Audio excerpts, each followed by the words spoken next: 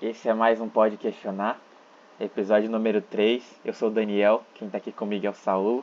Somos apresentadores desse podcast. No episódio de hoje iremos tratar sobre algumas versões bíblicas diferentes, o que ocorre nessas versões, por que existem tantas versões, quais delas estão corretas, qual que é a tradução que você deve usar, qual delas é mais fiel ao original Qual é e, a melhor? qual as nossas preferidas também. Nós iremos falar sobre tudo isso. Vai ficar maravilhoso, vai ficar incrível. E já se inscreve no canal se você não é inscrito, deixa o seu like, seu comentário aqui. Sua participação e interação é muito importante. Vou passar para Saulo tá iniciando a fala dele. Vamos lá. Versões de Bíblia. É um tema que não é tão polêmico, mas na verdade é um pouquinho polêmico, mas eu não vou mencionar nada polêmico, tá?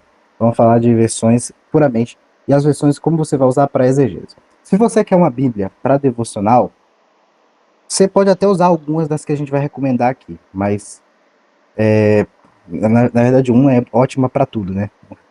E você que vai falar dela. Mas enfim, é, o nosso objetivo não é falar de Bíblia, qual é a melhor Bíblia para você usar em todas as ocasiões. Nosso objetivo é para você usar a Bíblia na exegese. A gente vai dar uma breve explicação histórica e a gente vai mostrar as Bíblias. Antes disso, eu vou falar aqui, porque para exegese. As traduções são fiéis? Eu já dou a resposta antes da hora, tá? Sim, são fiéis. São fiéis. O problema é em que sentido você quer dizer isso? Tem uma matéria na teologia, não só na teologia, mas em todas as áreas, que é teoria da tradução. Qual tradução é mais fiel?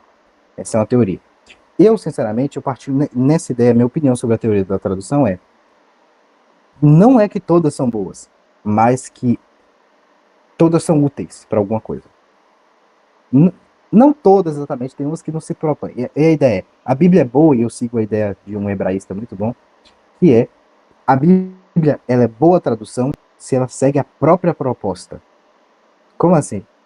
Qual é a proposta da sua Bíblia?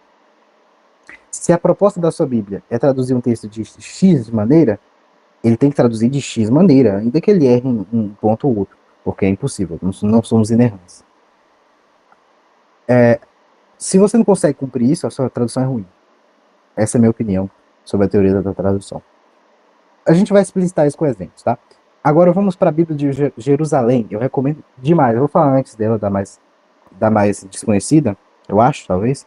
A Bíblia de Jerusalém é uma tradução católica.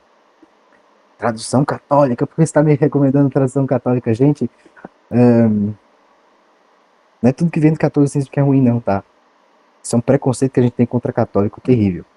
A versão católica, ela é feita por vários estudiosos, e antes algumas traduções que a gente conhece, elas eram traduzidas por uma pessoa só, porque não tinha outra maneira. Não tinha sociedades bíblicas antes, né? Só depois, pós-reforma, que começa a surgir, 1808, por aí. Mas hoje a gente tem nunca é traduzido por um só. Se é traduzido por um só, é um acadêmico. E aí você quer usar aquela tradução porque foi um acadêmico que fez.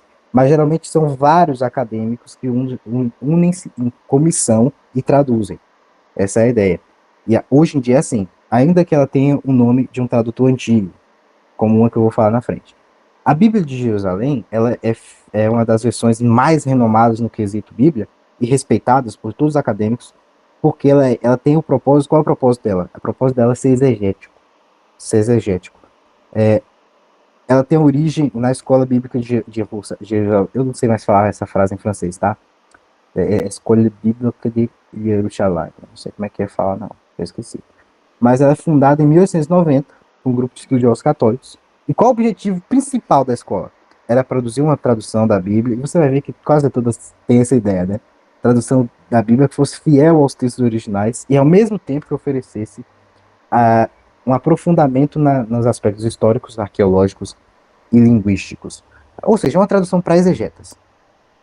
E nesse sentido, e aí que eu tenho um problema com ela, são as notas de rodapé, tá? Vamos falar das notas de rodapé. A Bíblia de Jerusalém, eu acho muito bom que você compre. A Bíblia de Jerusalém, ela é muito boa para comprar porque ela não é muito cara e ela tem notas ali que são boas. Não todas, mas são boas. Por quê? Porque as notas da Bíblia de Jerusalém, muitas delas são usando o método crítico histórico. A gente pode fazer um podcast só sobre isso, sobre o método crítico histórico, mas eu não quero aprofundar muito nisso agora. É um método terrível de interpretação e eu vou explicar por que talvez em outro dia. Então, não são todas, tome cuidado. Quando se fala de teologia, nem mexo com a Bíblia de Jerusalém nesse sentido. Quando se fala de crítica textual, não mexo também com a Bíblia de Jerusalém. Quando ela vai falar de notas históricas, quando ela vai falar de questões de linguísticas, eu sou mais a fé. Mas é muito bom, não vai te atrapalhar tanto, não. Eu recomendo mesmo. É uma Bíblia que dá um medo na galera, viu? Cuidado para levar para a igreja aí, tá? Olha só. A ideia da Bíblia de Jerusalém é porque ela traduz diretamente o idioma original hebraico, inclusive as formas. Ou seja, nesse sentido, ela é literal. Ela é literal, tá? E aí, esqueci de falar isso na teoria da tradução, tá? A teoria da tradução tem dois picos bem grandes, tá? Uma tradução literal, uma tradução dinâmica, e fora desse pico aqui que eu acabei de dizer, tem uma tradução paráfrase. Paráfrase não é tradução. Ela traduz a ideia do autor que o próprio tradutor entendeu, que é aquela ideia do autor, e traduz aquela ideia. Aí a gente tem a Bíblia a Mensagem, e eu não conheço Bíblia paráfrase, eu não gosto de ler Bíblia paráfrase. Só vou citar essa aí mesmo, tá? Bíblia viva, né? Bíblia viva, Bíblia a Mensagem, acho que são essas. Fora desse paráfrase, a gente quer tradução exegética. A tradução exegética não é paráfrase. Tem literal e dinâmica. E aí já abro o caminho para Daniel explicar depois sobre a dele, né? Mas o que tem essas duas? A literal, ela é literal. E a dinâmica, ela é dinâmica. Brincadeira. A literal, ela traduz as palavras. Se não falasse, ela não é exata. Eu nem ia saber. A tradução literal, ela traduz as palavras, mas não só as palavras, ela traduz as formas do hebraico. Então, ela não traduz exatamente para ficar a maneira do português. Ou seja, você vai ter no português, no princípio, criou Deus os céus e a terra. No hebraico, é literalmente isso que está. Essa é a forma.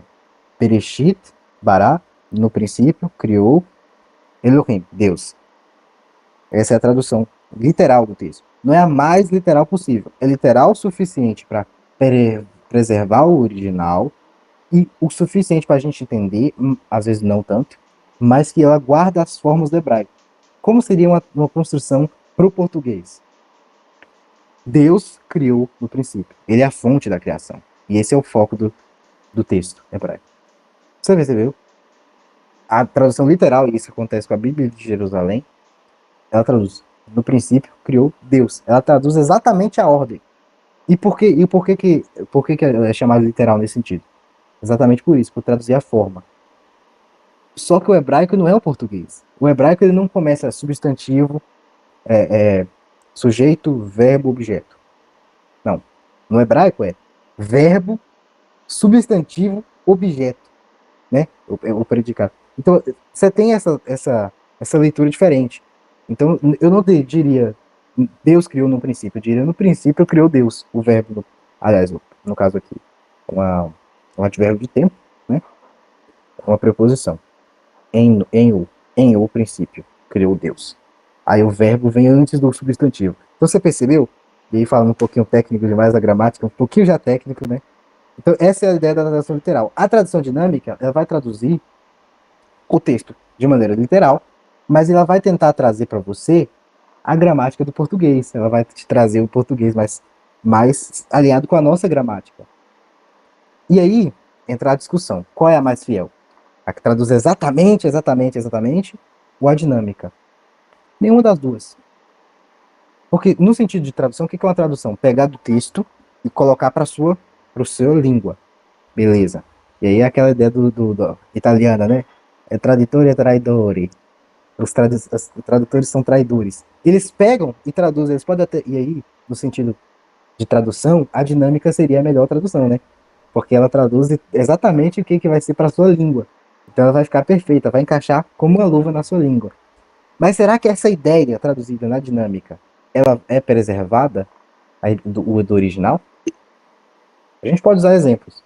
A gente vai usar um exemplo de um texto só, tá? Um salmo, que você vai perceber que a dinâmica, ela traduz bem a ideia do original. Mas nem sempre. Nem sempre. Nem sempre. Agora, e a literal? E literal traduz perfeito, né? Não, porque às vezes você vai traduzir para o português, a ideia tá lá literal, literal. Mas a pessoa que leu não entendeu. Entendeu? E aí a abordagem da Bíblia de Jerusalém, nesse sentido, ela é bem. E aí tem muitos detalhes aqui. Isso é, como ela traduz texto poético e tal, ela traduz a forma igual, e é um negócio complicado. Nem tudo. Por exemplo, o Salmo 119, eu vou usar o exemplo do Salmo 119. No Salmo 119, você tem. Você pode até traduzir o Salmo 119, mas você vai perder um detalhe muito importante. Tinha uma técnica literária na época bíblica que você usava cada letra do alfabeto hebraico, né? Alfabeto de Dalet, Re, Vav, Zayin, Vav, Zayin, Ret, Tet, Yod, Kamed, Kaf, Lamed, Men, Nun, Samer, Ayin, Peit, Sade, e aí, esqueci o resto, rapidão. Deixa eu lembrar aqui. Eu me perdi na própria letra.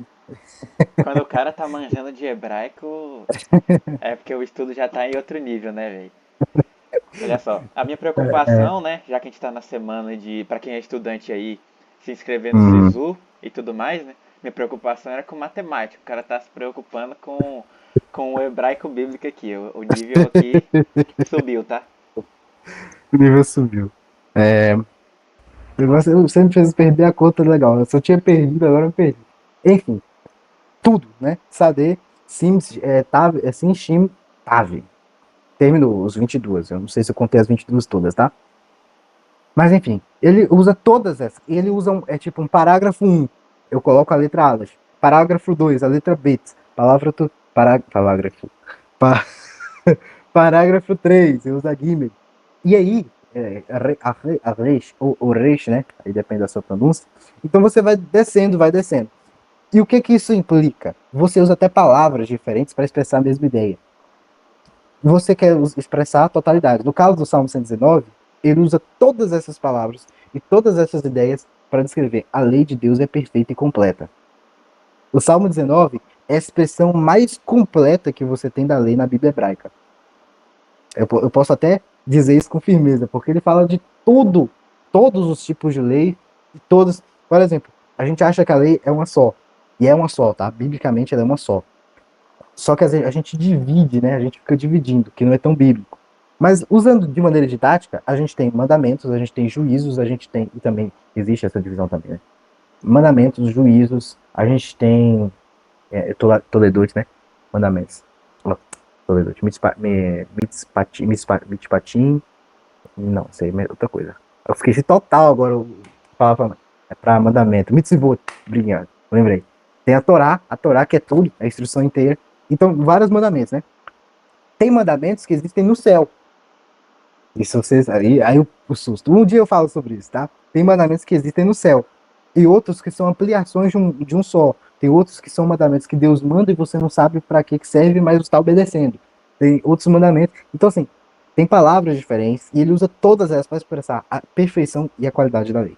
Então, são tudo isso para você ver como é que às vezes a tradução não vai traduzir tudo. Então, quais são as boas? É válido você usar todas. Falei da Bíblia, um pouquinho da história da Bíblia de Jerusalém. Daniel vai falar agora da NVI, a gente fala da outra. E a gente termina demonstrando como é que a gente usa isso para exegese, beleza? Essa é a história da Bíblia de Jerusalém resumida. Cara, é maravilhoso isso daí do Salmo 119. Eu tava vendo o Luiz Saião também, falando sobre isso, né? O Salmo 119 justamente tem essa divisão, né? Cada letra do alfabeto hebraico está presente ali na construção do Salmo. Realmente, você perde essa beleza dos textos originais quando você vê na sua tradução, até porque existe também essa questão, né? Eu estava vendo um outro vídeo também que há essa reflexão, né? O teólogo lá faz a seguinte pergunta: você quer uma tradução fiel a, ao texto original, ou você está Lê querendo uma hebraico, tradução lê fiel, original. ou você está querendo uma tradução fiel ao sentido? E é justamente aquilo que Saulo tinha falado momentos atrás sobre a questão da dinâmica, né? A literalidade e a dinâmica do texto.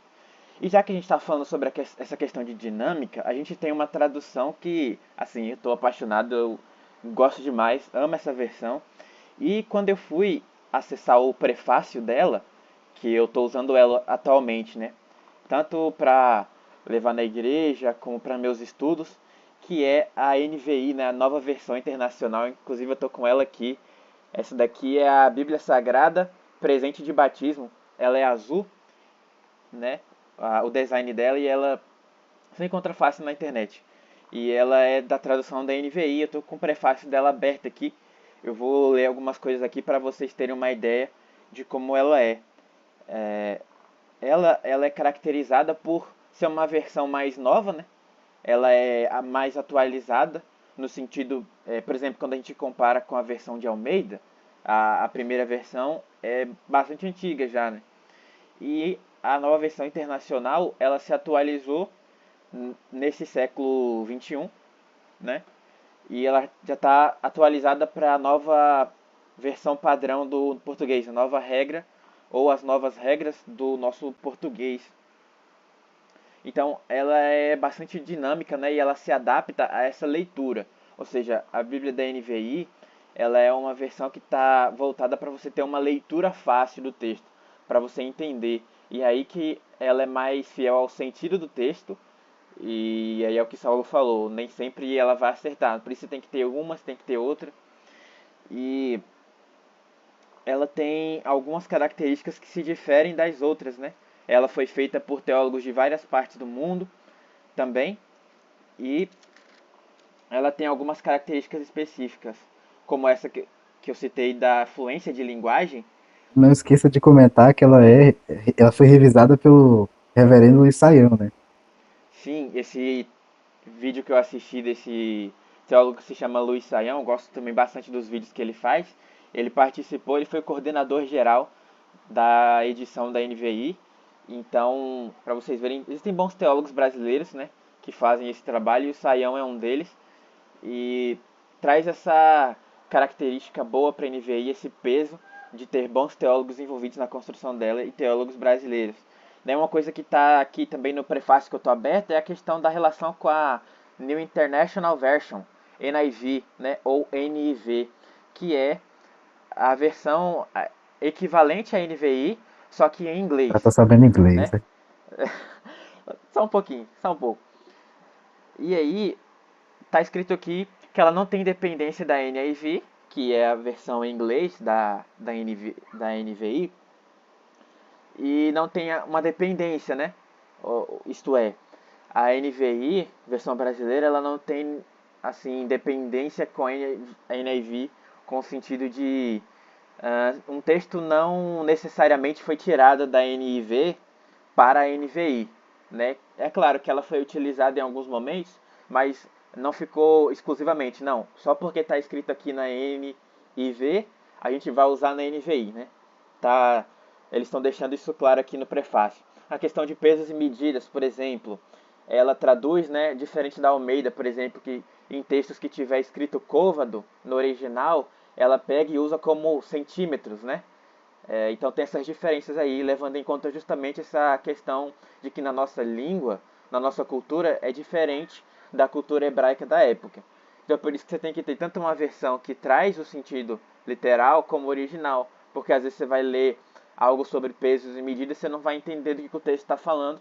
E aí quando você tem uma versão que te traz isso mastigado, né, vamos dizer assim, traz isso pronto, já fica mais fácil para você. Questão de notas de rodapé também, que eu tenho uma experiência de ter usado a NVI e realmente tem versículos que tem mais de uma interpretação possível. A NVI já tem lá no final do versículo, no final da página, né, notas de rodapé, que são pequenos textos, né, escritos em uma fonte menor, que vai estar escrito lá a outra forma de interpretação do texto bíblico, um significado, por exemplo, de um nome, que a cultura hebraica tinha bastante isso, tem até hoje, né, a cultura judaica. Saulo pode falar melhor do que eu, que ele estuda bastante essa área. E os nomes hebraicos, eles são proféticos, né, e eles têm um significado. Então, cada nome que é dado a uma pessoa na cultura judaica tem um significado espiritual por trás, né? Tem uma profecia por trás. A gente vê muito isso na Bíblia. E a NVI, ela traz esses significados de nomes. Esses significados também arqueológicos, né? Porque a ciência evolui e aí as línguas evoluem, né? Deus, né? Para usar uma frase que a gente até já comentou em outro podcast, Deus fala em sotaque humano através da palavra de Deus. Então ele usa a língua humana para se comunicar conosco, que nós temos a língua humana para entender o que Deus fala. E essa língua é viva, né? Essa língua muda. Então, exatamente essa questão da NVI, de ser uma versão que muda, que se adequa ao português, né? A língua portuguesa que nós utilizamos para ler, que os brasileiros usam para ler, vai ter essa facilidade também de te ajudar com relação àquilo que mais evoluiu, que há de melhor na ciência, é claro, preservando a autoridade das escrituras, né? Levando em conta que a Bíblia é a palavra de Deus, não é um livro qualquer, que a gente tem que respeitar, né, essa questão. E justamente está escrito isso também aqui, essa característica da NVI. Outra característica também é a riqueza exegética da NVI, que é essa preservação do campo semântico das palavras, né? Tá inclusive escrito aqui também. Foi usado métodos exegéticos para a construção da NVI. A questão da honestidade científica, tudo isso que estou citando são pontos que, se você pesquisar no prefácio da NVI de fevereiro de 2001, você vai achar tudo isso que eu estou falando para vocês aqui. A questão também da imparcialidade teológica. Está escrito aqui o ponto 3 do prefácio. Não foi levado em conta questões denominacionais. Ou seja, Saulo é adventista e eu sou assembleano. Né? Nós somos de denominações diferentes. Já estou revelando aqui, né, para vocês aqui. E temos diferenças teológicas. Então, se nós fôssemos fazer parte de um processo desse, de construção de uma tradução bíblica, no caso da NVI, duas pessoas que são de denominações diferentes, elas não tiveram influência no sentido de determinar o que um texto quer dizer. Então, se o texto tende a ficar mais, vamos usar esse termo assim, ficar mais ao lado de quem está de uma denominação A, de quem favorece um argumento teológico de uma determinada denominação, isso não foi usado na NVI. Eles colocaram isso aqui, né, que foi utilizada essa imparcialidade teológica. Não foi usado a preferência para a denominação X, mas eles, em conjunto, decidiram a melhor forma de escrever esse texto, de redigir esse texto na nossa língua portuguesa. Outra questão também, a questão do nível da linguagem, né? Que eu até já citei aqui. A NVI, ela prima ao mesmo tempo, está escrito aqui, prima ao mesmo tempo pela dignidade e pela compreensão. Trata-se de uma versão útil para o estudo aprofundado, para a leitura pessoal, para a leitura pública e para a evangelização. Então é uma versão que eles se preocuparam tanto com aquela pessoa que é mais acadêmica, aquela pessoa que está buscando fazer estudos como aqueles que a gente está apresentando aqui para vocês no podcast, estudos mais aprofundados nas escrituras para teólogos, mas também ela se preocupa com aqueles que têm uma leitura pouca, né? Que tem menos estudo, pessoas que não têm a mesma fé que nós, né? Pessoas que não creem no evangelho, no caso da evangelização, né? E também para você ler na igreja, que é uma leitura fluida, é um texto que você consegue ler tranquilamente. Ele, por enquanto, é isso que eu tenho a falar da NVI. Tenho experiências boas, né? A gente tem também um texto aqui para apresentar e é uma versão que eu mais indico, assim. Eu já gostava bastante do estilo dela, tinha visto algumas coisas na internet sobre ela, já gostava muito.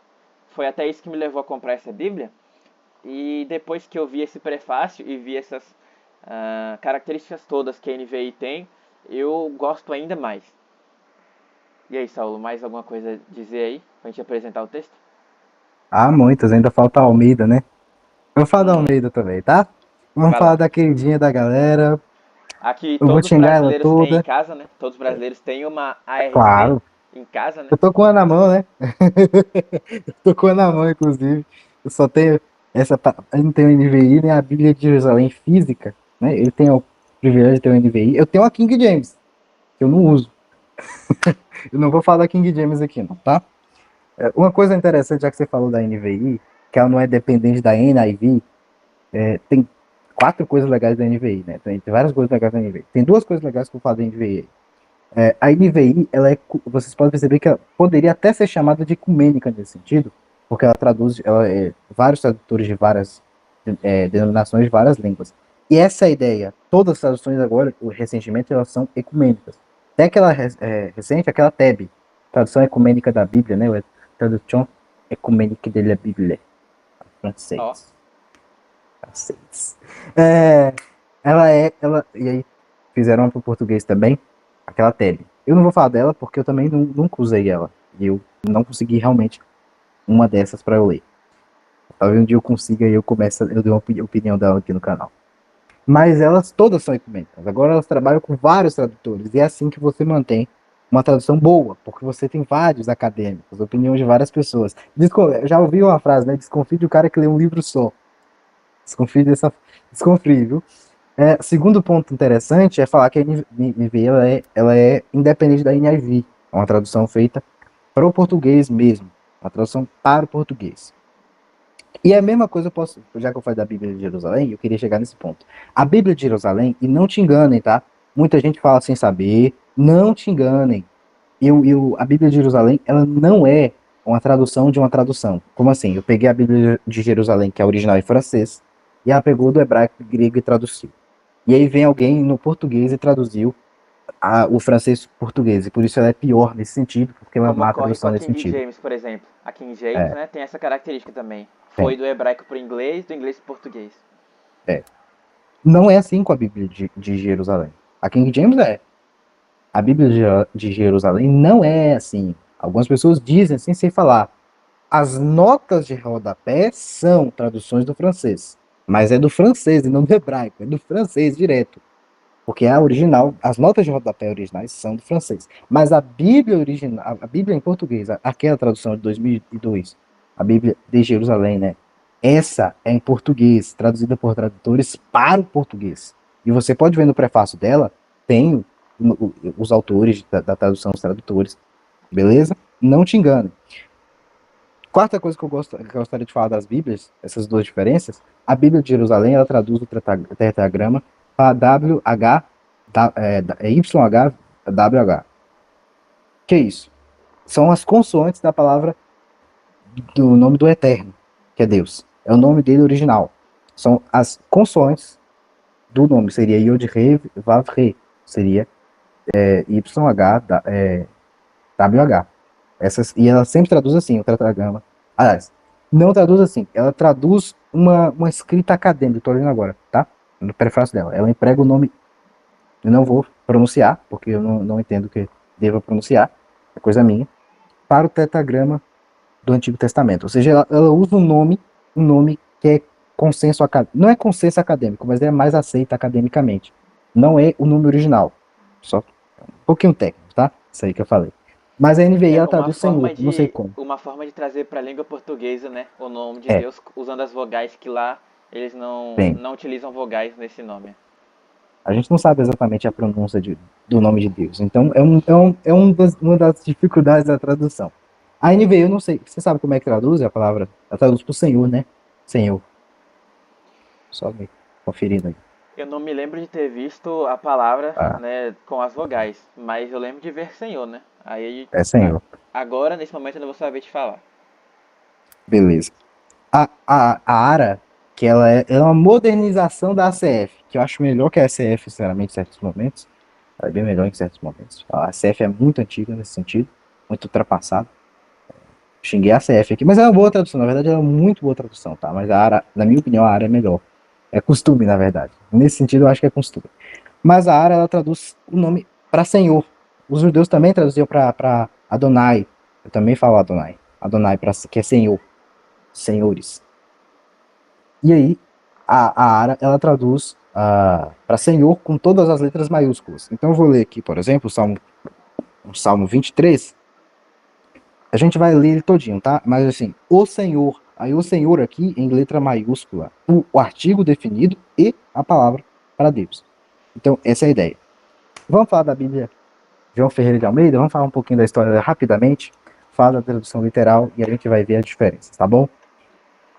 João Ferreira foi o pioneiro na tradução da Bíblia para o português.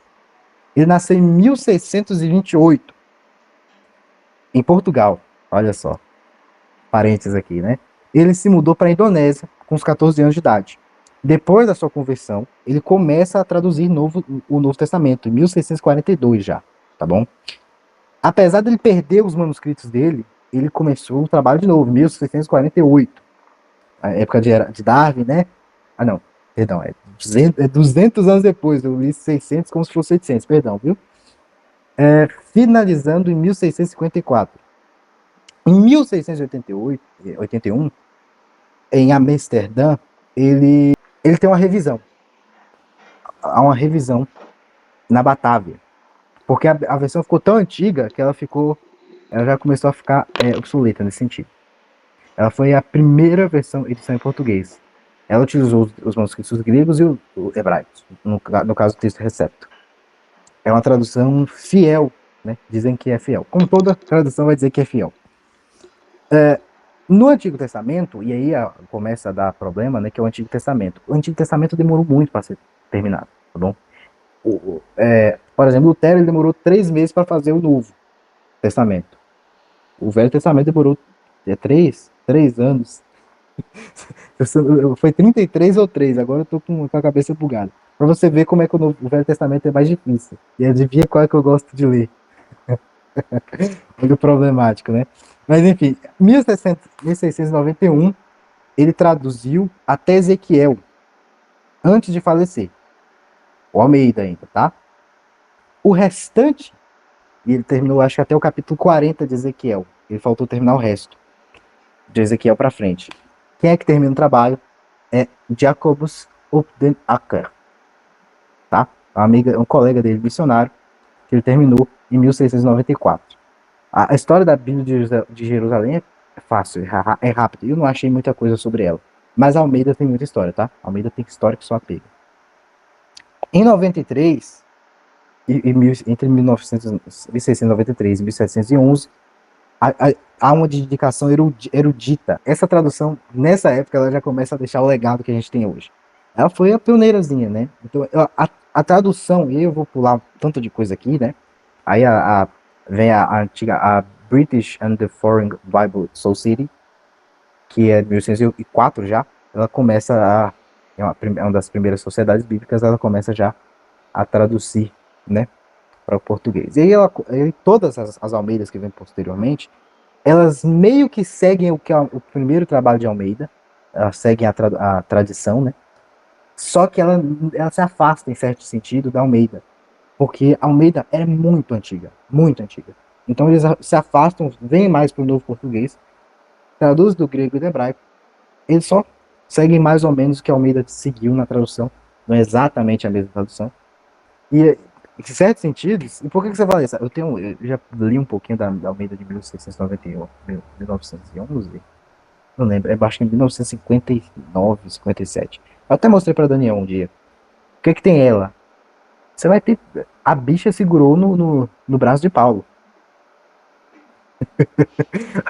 Tem isso. Pra você ver a tradução antiga que só pega. E é por isso, e aí vamos falar agora, rapidamente vou terminar essa questão de história. Todas as traduções que vierem, tenta atualizar, tá? Eu prefiro a NVI 2011, né? 2011. Não lembro agora, eu acho que é 2011. Do que a 2023. Sinceramente. É o que os acadêmicos geralmente também gostam mais dessas aí, porque ela é mais antiga. Ela foi revisada pelo Saião, né? Aí você já sabe, o Saião já corta seco, passa o cerol. E a de Mas assim, 23, a de 23 o Saião não tava, né? Por exemplo. o Saião não tava, e eu já fiquei triste, né? Mas não muda muito, sinceramente não muda muito, mas eu prefiro a antiga. Prefiro a antiga. Sempre atualize a Bíblia. Não fique presa ao Almeida de 1600 e pouco, você só ia ter o Novo Testamento, né? Olha 1694. que heresia, ele acabou de falar pra atualizar a Bíblia, gente. Ah, não, velho. A tradução. A tradução, vocês entenderam. Não sou herege, tá? A tradução, não se atualiza a Bíblia, se atualiza a tradução. Não fique preso à versão de 1694, fique preso à versão de 2000 anos atrás, que é o grego, e a de 3500, que é o hebraico. Fique preso a essa. Não fique preso a versões do português. Você tem um leque, né? Eu imagino que na exegese, o exegese ok usa 3 traduções. Não precisa todo o texto que você lê de 3, 5 traduções, porque se você vai perder tempo, sinceramente. Que muitas vezes você vai ver uma tradução tá exatamente igual a outra, e às vezes em todas as versões que você olhar, a tradução ainda errada e vão estar iguais. Tem um texto que eu vou falar também, Provérbios 22:6. Todas as traduções que eu li estavam erradas. Todas, pra você ter ideia. Eu acho que eu li uma só que não tava. Todas, eu busquei em todas. Então, às vezes, e erradas em que sentido? Ah, ela traduziu, ela manipulou o texto. Não, é porque elas entenderam a expressão idiomática errada e ficaram assim, do jeito que estava. Até NVI, tá? Terminando essa grande fala sobre Almeida, ela é literal. Ela é equivalência formal ao texto, né? Nesse sentido, no literal, e tem outra no meio, né? Equivalência formal. Ela tem equivalência formal que tá o hebraico original e o grego original. No final, para mim dá para dividir só em duas, dinâmica e literal. Como é que elas alteram a exegese? Vamos dar um exemplo? Daniel, eu vou abrir primeiro, eu já comi muito tempo, mas eu vou abrir primeiro a Bíblia de Jerusalém, porque a gente segue a ordem, tá? Vá lá então. Tô com a Bíblia Almeida na mão, mas eu não vou ler Almeida na mão, porque de qualquer forma a gente vai Inclusive, precisar. inclusive, já que você tá arrumando aí, eu vou fazer alguns comentários. Gente, agora falando de uma maneira mais pessoal, né? Você lê um salmo, você lê o livro de Jó, os livros poéticos em geral, né? Que a gente divide assim, livros poéticos, salmos, cantares, eclesiastes, né? Livros poéticos e alguns desses são divididos como livros de sabedoria. Você vai ter uma beleza na Almeida, nessa de Saulo, por exemplo, que é a Almeida Revista Atualizada, ou ARA, né? É uma versão que tem uma beleza que é tão bonito você ler um salmo nela. Agora, quando você compara com a NVI, já é diferente. Parece que perde aquela beleza, aquela coisa, né? Maravilhosa que tem. E são diferenças peculiares que você tem. Eu, por exemplo, eu gosto bastante da NVI, como eu já falei. Mas para livros poéticos, como Jó e Salmos, eu prefiro ler a Ara. Então veja, você vai ter sua versão preferida, provavelmente, mas você vai ter que ter outras para fazer estudos, para ler determinados textos. Vão ter textos que vai ser preciso você analisar em outras versões, né? Também. E isso é algo a se levar em conta também. Então, não é porque você prefere uma versão em detrimento da outra que você vai deixar as outras todas, né? Por exemplo, já que a gente falou da Almeida, eu lembrei de outra coisa aqui para falar também, a questão da NAA, né? Porque existem essas outras Almeidas, que são a ARC, a Revista Corrigida, e a ARA, que é a Revista Atualizada, que ela tem arcaísmos, ou seja, expressões antigas, né, como mesóclise, que a gente não usa mais, né, levar-te-ei, né, dar-te-ei, esse tipo de expressão, Falá-lo-ei. isso, que a NVI, por exemplo, não tem mais, né. E a NAA, por exemplo, que é a nova Almeida atualizada, ela já não tem, ou tem muito pouco em relação a essas outras, essas questões de arcaísmos, que são esses termos assim mais antigos. Ela já preserva a nova norma padrão do português também, né? A Almeida 21 também. São boas versões, né? Talvez não tão boas, e aí eu já não vou saber dizer. São melhores ou não do que essas outras Almeida, mas são opções de Almeida para quem quer aquele texto mais estilo Almeida mesmo, mas com uma versão mais atualizada no sentido da língua, né? É isso aí. Almeida, no caso de texto poético, você vai querer muito ler Almeida em texto poético, porque ela é formada, o formato que colocaram para o português é em poema. Vai ter os parágrafos lá, eles fazem desse formato. E também ela tem uma ideia do texto poético, esqueci agora. Eu li no prefácio agora há pouco, mas não precisa se preocupar com isso. Vamos ler a Bíblia de Jerusalém. O legal era ter começado com Almeida, agora que eu percebi. Vocês já vão ter spoiler, né? Mas vamos ler. Como é que tá na Almeida Revista Atualizada? O Senhor é meu pastor, né? O Eterno é meu pastor. Nada me faltará. Aí você compara com a Bíblia de Jerusalém, já tá assim. Salmo de Davi. E aí tá no original, tá? Esse Salmo de Davi, tá? É um texto do hebraico mesmo. O nome técnico, eu vou me referir a Adonai ou o Eterno, tá bom? Beleza? Eu não pronuncio. Adonai é meu pastor. Esse é o nome que você falou que os estudiosos mais É, acreditam que seja o é, nome de Deus na nossa língua, não é isso? são os que mais acreditam. Aí, Uma gente, galera fala. só pra vocês saberem que Ah, Saulo não pronuncia, né? Ele segue essa questão judaica também, que os judeus têm isso, né? Eles não pronunciam o nome do Senhor, né? Por causa daquele texto lá de não dos Dez Mandamentos, né? Conhecido como os Dez Mandamentos ou o Decálogo, onde diz que não tomarás o nome do Senhor em vão. E aí, esse é o nome que ele falou do verso 1 aí, Salmo 23:1, no qual acredita-se que seja o nome de Deus com as vogais na nossa língua portuguesa. Vai lá, só. beleza. E assim, tem uma galera que fala de Javé. Eu vou pronunciar, mas relevem hoje, tá? Javé, Yavé. Outros pronunciam Jeová. Jeová é mais errado da face da terra. Não, não tem problema pronunciar assim, Jeová. Eu já vi muita gente pronunciar. Meu problema é dizer que aquilo é original. Não é original, tá? Jeová não é original e não existe nada que prove que é original, tá? Tem muita prova que não é original. Mas enfim, Adonai, meu pastor. Nada me falta. Você percebeu que as pessoas não percebem, mas tem uma diferença grande aqui. Nada me faltará eu não vou sentir falta de nada. A Bíblia de Jerusalém, ela traduz no tempo presente. Nada me falta. Essa é a ideia do original hebraico. É a tradução literal do hebraico. Você vê que a Almeida, ela é literal e a Bíblia de Jerusalém também é literal. Mas ambas traduzem diferente o texto. Percebeu? Aqui a exegese começa a agir. Por que tem essa diferença? Você cita, pesquisa, comentário. Você vê que esses trem verde aí embaixo do texto são os comentários que eu tenho. E tem mais, tá? É que eles não aparecem aí. Tem mais comentários. E dicionários também.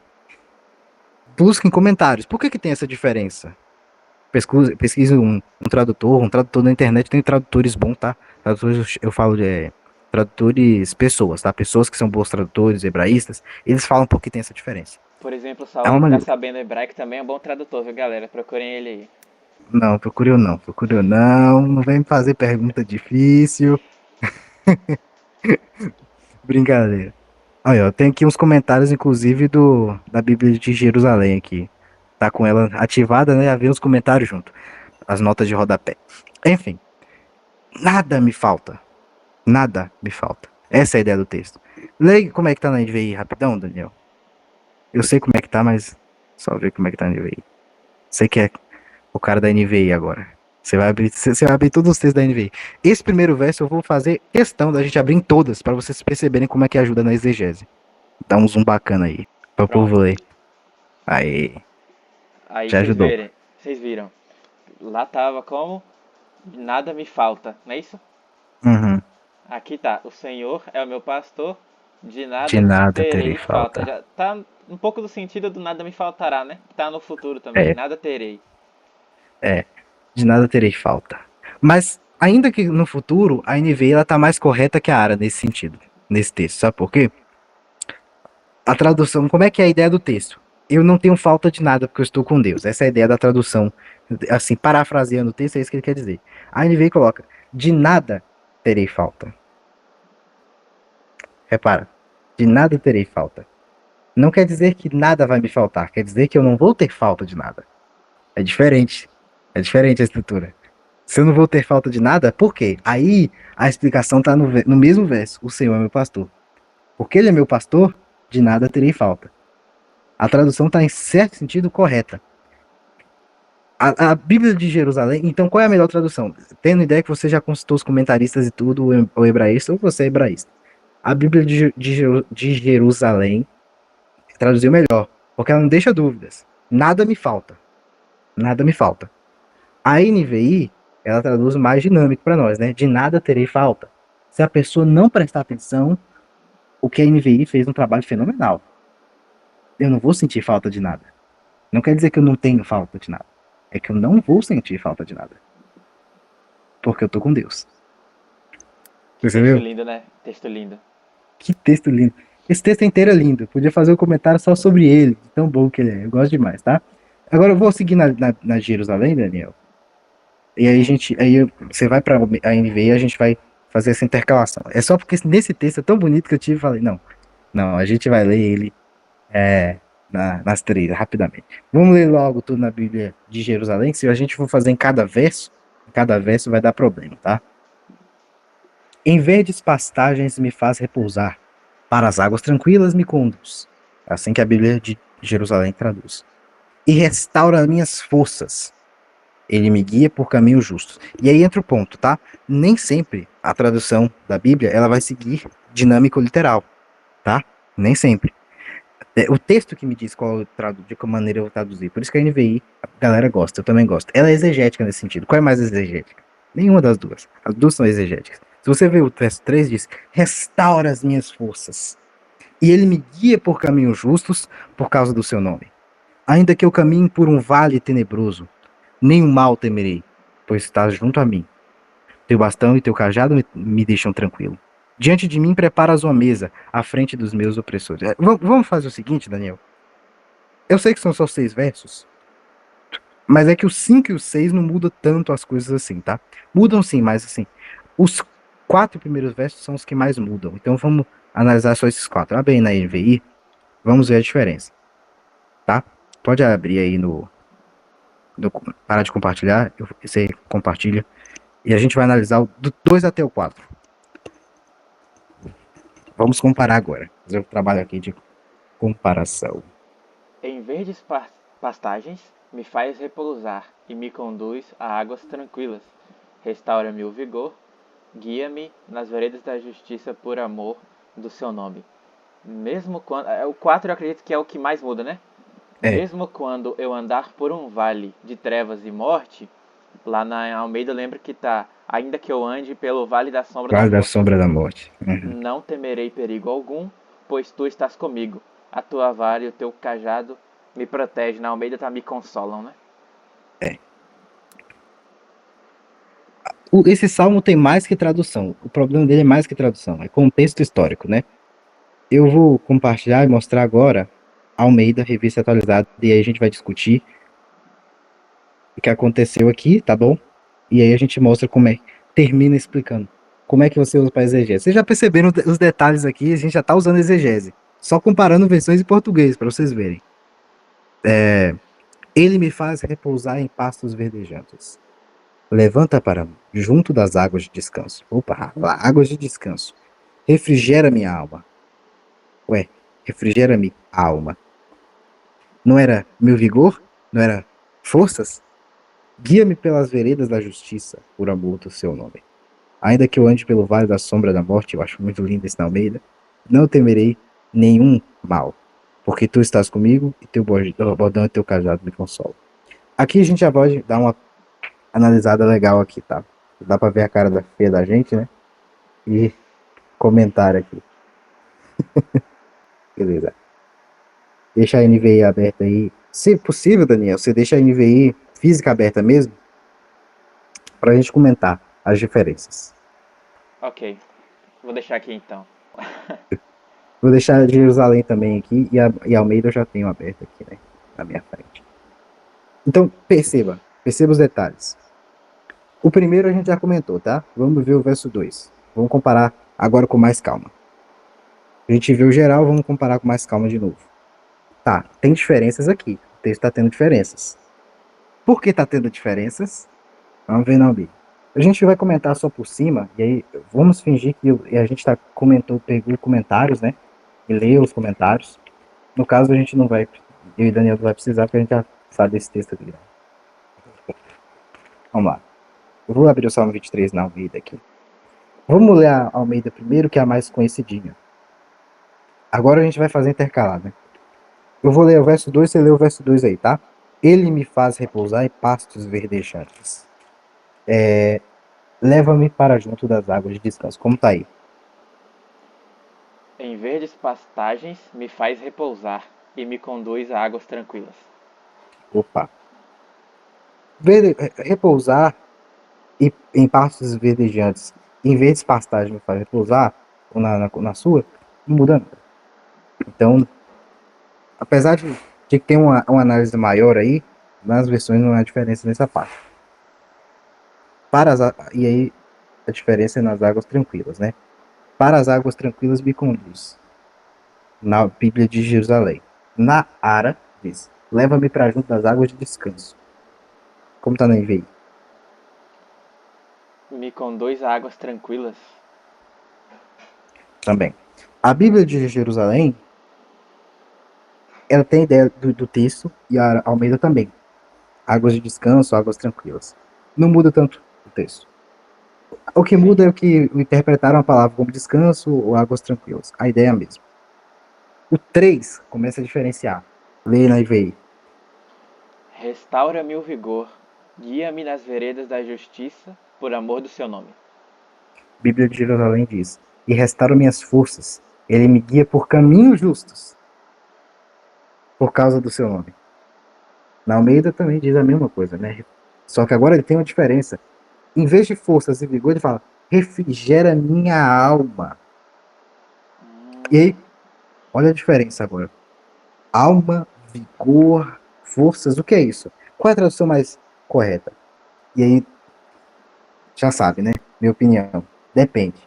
Depende. Você quer uma tradução literal? A mais literal que teve até agora foi a Almeida. Ela tá mais literal possível. A NVI, ela traduz vigor. Vigor. Ela tá traduzindo o sentido de maneira mais correta. A Bíblia de Jerusalém traduz da mesma maneira que a de NVI, só que ela entendeu em vez de vigor, mais forças. Que também tem a ideia de vigor. A mais literal é a Ara. Ela está mais correta nesse sentido, literal. Mas ainda assim não está exatamente precisa. O texto hebraico diz assim: ele faz voltar a minha alma. Voltar a alma. Essa expressão, ela tem ideia, e vamos fingir que eu sou o comentário, tá? Aí você busca. Por que tem essa diferença? A diferença, e aí que está a exegese. Não consegui entender por que tem essa diferença. Pesquisou. Pronto. Você não precisa do grego hebraico. As diferentes traduções te ajudaram a entender o texto. Tem uma diferença. É porque alma, nefesh, gosto dessa maneira de pronunciar, nefesh. Nefesh é alma, mas no sentido do corpo humano inteiro, tanto como no sentido de vida. Às vezes ela é traduzida pelos órgãos do corpo humano, que como a alma, nefesh, é o corpo humano inteiro, ela pode ser traduzida pelas suas partes. Isso é pensamento estereométrico hebraico. Tá? É um negócio interessante. Mas para esse texto, vida, ela volta a mim a vida. Ela traz de volta para minha vida. Entendeu? Ela traz minha vida de volta para mim. Então, vigor nesse sentido ela é correta também. Interessante. Mais correto que a Bíblia de Jerusalém, na minha opinião. Por quê? Ela está correta em traduzir forças. A Almeida está correta em traduzir alma. Ela traduz bem literal mesmo, né? Fez por alma. A alma aqui, e é no sentido geral, a alma é de vida. E por que vida ou vigor está mais correto? Mais do que alma, porque alma é estritamente literal. Se você quer traduzir sentido, vida ou vigor, está correta. Porque olha só, vamos ver no contexto. O que define a tradução ao contexto, né? Ele restaura minha nefesh. Ele volta para minha nefesh. Ele me guia por caminhos justos por causa do seu nome. Pronto. Restaurar a vida, o nefesh, me guia por caminhos justos por causa do seu nome. Verso 4. Leia na NVI. Mesmo quando eu andar por um vale de trevas e morte, não temerei perigo algum, pois tu estás comigo. A tua vara e o teu cajado me protegem. Tanto a Almeida quanto a Bíblia de Jerusalém e a Almeida, a NVI traduziram de maneiras diferentes. O texto muda nesse sentido, mas o sentido é o mesmo. Eu gosto da Almeida porque é poético demais, né? Ainda que eu andasse pelo vale da sombra da morte. Sombra da morte não era um vale literal. Vamos desmitificar. Não existia esse vale, sombra da morte. Sombra da morte, ainda que eu esteja pela sombra da morte, não temerei mal algum. Ainda que a morte esteja na minha frente. Imagina aí, Davi, sendo um pastorzinho enfrentando leões para proteger suas ovelhas. Ainda que eu esteja com, com a boca do leão na minha cara. Imagine essa situação. Ele volta para minha vida. Eu continuo vivo. Ele restaura a minha vida. Ele não me deixa morrer. Olha como o contexto histórico joga luz na No texto, situação, né? né? Maravilhoso. E aí o comentário serve para isso. Você viu as diferentes traduções. Qual é a melhor tradução? Alma, forças, vigor. Forças tá correto também, tá? Eu falei isso, mas força tá correto. É porque no contexto de morte, vida faz mais sentido. A minha vida volta para mim, porque Deus está comigo. E aí entra a ideia legal da tradução. Você tem 3 traduções diferentes, as 3 traduzem diferente. Por quê? O contexto diz. O porquê. Alma pode ser vida, no sentido de forças, no sentido de que eu estou fraco, ou alma. Então você percebeu? As diferentes traduções te ajudam na exegese. E os comentários te dão o norte. Então essa é a maneira pela qual você utiliza as diferentes traduções. Acho que já dá para terminar aqui com essa mensagem linda. Ainda que você ande e a sombra da morte esteja na sua face, ainda que você esteja para morrer, Deus está contigo. Ele volta as suas forças para você, a sua vida, a sua neve. Bonito, não é? Coisa maravilhosa, né? E a questão que eu tinha falado da poesia, né? Envolvida aqui, a Almeida, você vê como é que ela traz essa beleza pro Salmo. Restaura minha alma, é uma coisa poética, coisa bonita. Aí quando você vai na NVI, por exemplo, que está aberta aqui, restaura meu vigor. Ponto. Aí você vai na Almeida, refrigera minha alma. Olha como é que é. Tem essa beleza poética. Os Salmos tem muito isso. Os Salmos tem essa característica mais poética mesmo. Quando você lê é uma coisa muito bonita de ver. Gente, não sei se vocês viram na câmera, mas eu tô suando muito aqui. Tá um calor absurdo. Eu tô na frente do ventilador e mesmo assim tô suando.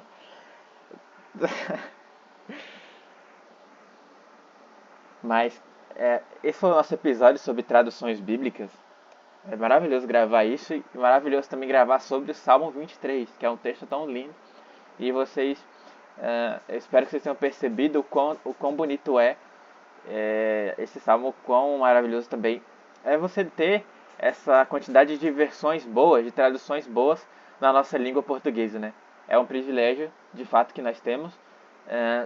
Qual que é a melhor, né? Vocês viram, a gente chegou na conclusão de que todas elas são importantes na característica que cada uma delas se dispõe a trazer, né? Quando quando elas têm uma proposta boa e quando elas atendem essa proposta que elas têm de uma maneira correta, vocês vê que elas vão ajudar a gente. Então, num texto como esse, qual é a versão certa?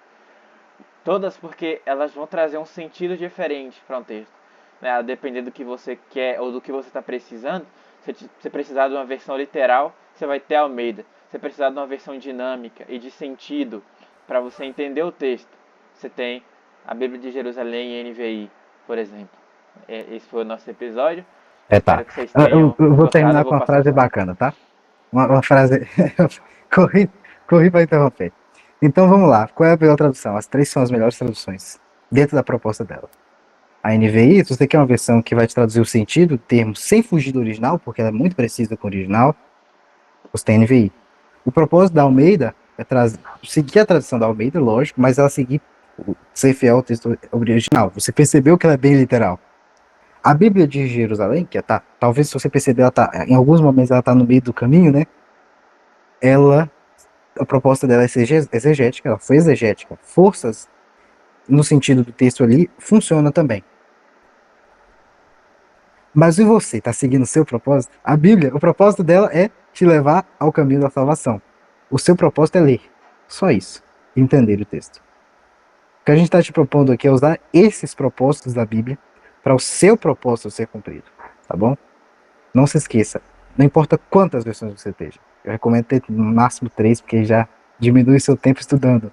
Já reduz e já te ajuda. Essas 3 são muito boas. Elas diferem entre si. Quanto mais elas diferirem, melhor, né? O importante é que você leia. Sim, né? Bem-aventurado aquele que lê e guarda as palavras dessa profecia. Então fica essa reflexão para você que viu esse podcast até aqui. Muito obrigado por ter disponibilizado esse tempo. Tenho certeza que você foi muito edificado, teve esse conhecimento, foi enriquecido com essas coisas que trouxemos para vocês. Esse foi mais um episódio do seu Pode Questionar.